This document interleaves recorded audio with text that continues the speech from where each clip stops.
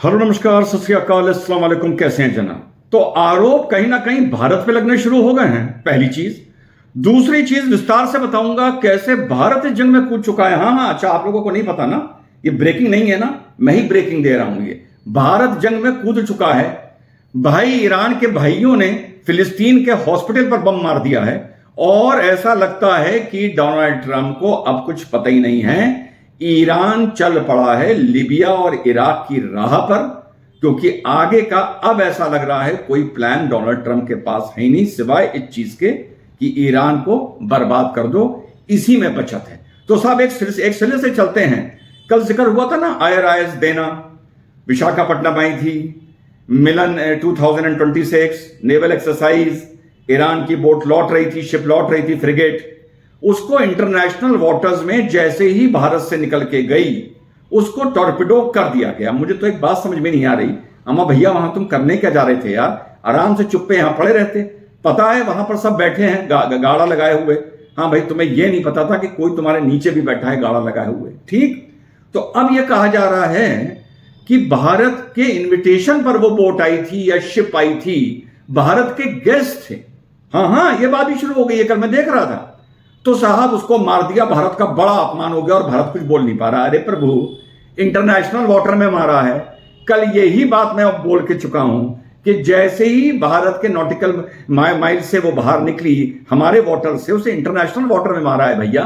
हमें उससे क्या मतलब, पहली चीज। दूसरी चीज, भारत कैसे कूद पड़ा है सीधे जंग में। अच्छा, आप लोग को नहीं पता भैया, हमारे चंद्रशेखर जी ने, नगीना के सांसद जी ने नेतन्याहू को और डोनाल्ड ट्रंप को सीधी धमकी दे दी है, ईंट से ईंट बचा देंगे। पहले सुनिए क्या धमकी दी है। ये मेरी तरफ से चेतावनी अमेरिका इजराइल दोनों की वो हद में रहें। ये जो आंखें उन्होंने दिखाई हैं, अगर किसी को गलतफहमी हो कि वो हमारी मिट्टी या हमारे लोग तरफ आंख उठा देगा, तो हम ऐसी ईंट से ईंट बजाएंगे कि लोग याद रखें। भारत है ये, इसका इतिहास याद रखें, अंग्रेजों को।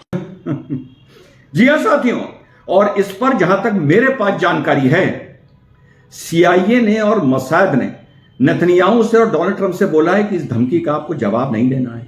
अगर आपने जवाब दिया तो इंटरनेशनल क्रिमिनल कोर्ट में कहीं दोनों पर SC/ST एक्ट ना लग जाए। तो इस तरह तो ये कूद चुके हैं। अब तीसरी खबर यह आ रही है कि अल मकसीद हॉस्पिटल जो ईस्ट जेरूसलम में था, जो फिलिस्तीन के कंट्रोल में आता है, वहां के एक हॉस्पिटल पर ईरान के भाइयों ने बम मार दिया है। जी हां साथियों, और यकीन जानिए भाई, अभी परसों रात को मैं शाम को निकल के गया था इसी ड्राइव के लिए।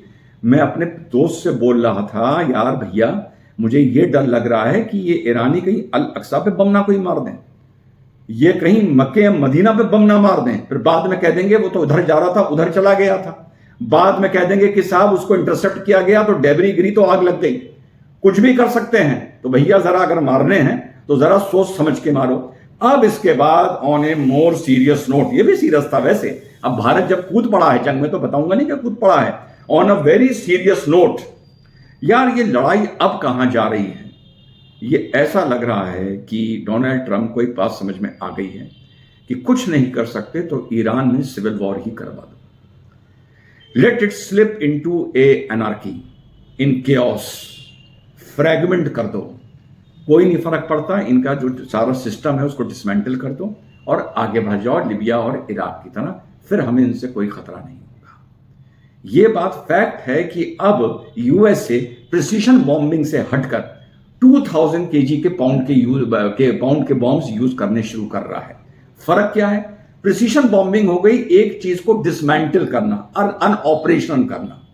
2000 पाउंड का बॉम्ब यूज होने का मतलब यह हो गया उस चीज को निस्ते नाबूद करना, उसको राख बना देना। अब देखना यह है, क्योंकि अंदर से ज्यादा क्लिप बाहर नहीं आ रहे हैं, कि ये लोग कहां पर साथियों इस्तेमाल करते हैं। अब एक बहुत बड़ा कंफ्यूजन, क्योंकि मैं इसको बहुत डीपली फॉलो कर रहा हूं साथियों, देखने में सामने आया है। एक तो जो रेजा पहलवी थे उनकी लग गई, बताऊं कैसे लग गई? पहले भी ट्रंप ने उनसे मिलने को मना कर दिया था। अब वहां पर यह प्रॉब्लम आई है कि डोनाल्ड ट्रंप का यह बयान आया है, स्टेटमेंट सुनिएगा, कि हम चाह रहे हैं कि अंदर से ही विद इन ईरान कोई लीडर खड़ा हो जाए। ठीक, और दूसरा जो जवाब आया है उनका बयान को जब आप इसी कैप्शन के नीचे पढ़ेंगे तो आया है कि हमने जिसके बारे में सोचा था वो तो मर चुका। क्या लोग हैं भाई, वो तो मर चुका। तो हमें चाहते हैं कि इसी में से अंदर से कोई आ जाता। एक उनका बयान आया है कि मुझे तो ये डर है कि अब जो अगला लीडर आएगा वो भी ऐसा ही होगा जैसा पहले वाले थे। अच्छा, ये इनको अब पता चल रहा है। एनीवे, चलो कोई बात नहीं, हो सकता है मेरी नॉलेज इन लोगों से ज्यादा हो। ठीक, तो ये बयान आया है साथियों, ये वाकई चौंका देने वाला है। और तीसरा, अभी भी वहां पर वैसे कल से जो इंटरनल प्रोटेस्ट हो रहे हैं, वहां पर जो सड़कों पर निकल रहे हैं, कम्युनिटी गाइडलाइंस के मारे हम दिखा नहीं सकते, कुछ वहां के क्लिप्स पहली बार बाहर आने मेरे उसमें शुरू हुए हैं जो मैं देख रहा हूं, और यकीन करिए मैं बहुत देखता हूं। ठीक, तो अब आने शुरू हुए हैं साथियों, पहला। दूसरा, अब यूएसए और इजराइल एक स्ट्रेटजी चल रहा है। जो आप ये मैप देख रहे हैं, जो नॉर्थ वेस्ट में आपको येलो पोर्शन नजर आ रहा है, ये ईरान के कुर्द्स का एरिया है। यहां पर कुर्द्स की पॉपुलेशन ज्यादा है, और इसके बगल में इराक से ये पॉपुलेशन जुड़ती है, और वहां पे कुर्द्स का मिलिशिया है। तो अब यूएसए जैसे कुर्द्स को आईएसआईएस के खिलाफ इस्तेमाल किया था, अलकायदा के खिलाफ इस्तेमाल किया था, अब ये इनकी एक नई स्ट्रेटजी आ रही है कि हम वहां के कुर्द्स को आर्म करेंगे, मोबाइल करेंगे, लाइट वेपन्स देंगे, उन्हें कवर फायर देंगे, और वहां पे जो कुर्द्स के मिलिशिया हैं वो ईरान में अंदर घुसना शुरू करेंगे। यानी फुट सोल्जर्स जो होंगे वो कुर्द्स होंगे, हथियार पैसा अमेरिका का होगा, मे बी सऊदी का होगा, मिडिल ईस्ट का होगा, यूएई का होगा, लेकिन लड़ा के अंदर घुसेंगे कुर्द्स। मुझे यकीन है इस बार भी कुर्दों को यह वादा किया गया होगा कि ईरान को फ्री होने के बाद इस्लामिक रिजीम से तुम्हें अपना अलग मुल्क मिल जाएगा। ये वादा इन बेचारों से 50 साल से होता आ रहा है। हाँ, सही बता रहा हूं।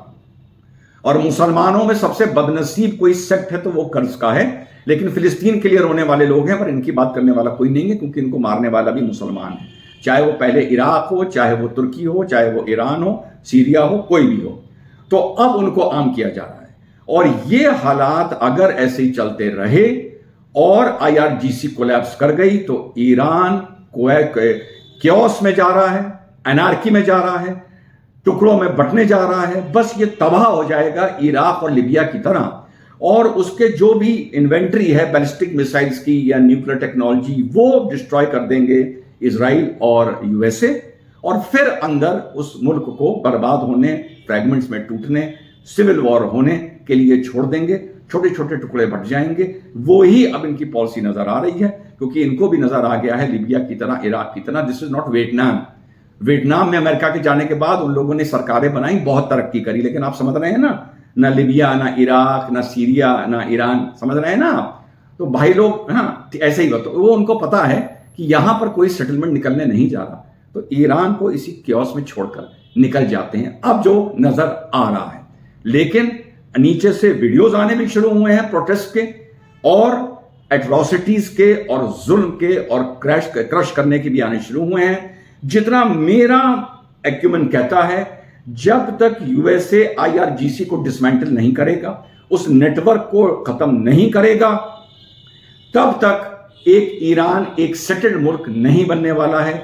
अगर इस तरह से मिलिशियाज को आर्म किया गया, आईआरजीसी को खदेड़ दिया गया, पूरी तरह डिसमेंटल नहीं करा गया, तो बगदादी की तरह आईआरजीसी भी, बगदादी भी इराक की फाइटिंग फोर्स से निकल के आया था, एक यहां से एक और मिलिशिया आईआरजीसी की तरह खड़ा होगा, और ये पूरा ईरान मिलिशियाज की आपस की लड़ाई में खत्म हो जाएगा।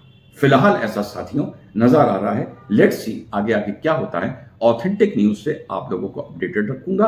भारत जो अब इंटरफेयर कर गया है इस जंग में, और धमकी दे दी है नेतन्याहू को और ट्रंप को, इससे हमारा जो वर्चस्व है दुनिया में वो माशाल्लाह बहुत बड़ा है। जय हिंद, वंदे मातरम, खुदा।